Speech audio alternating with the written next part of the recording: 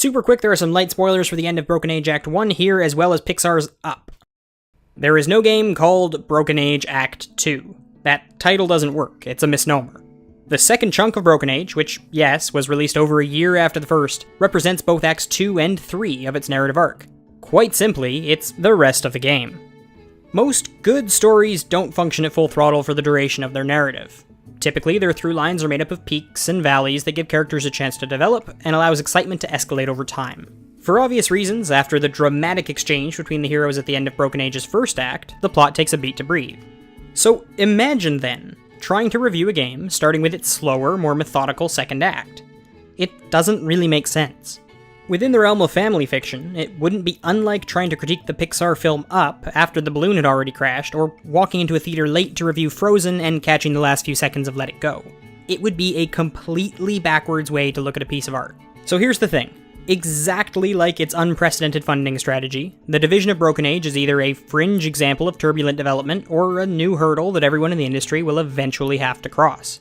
And this applies to criticism because, at a glance, it seemed like Double Fine was only circumventing traditional publishers with Kickstarter. But by doubling back and splitting the game up, they've even made it hard to talk about the game. Now, every opinion needs some establishing or setup. And it's led to a lot of weird, inconsistent essays, not unlike this one.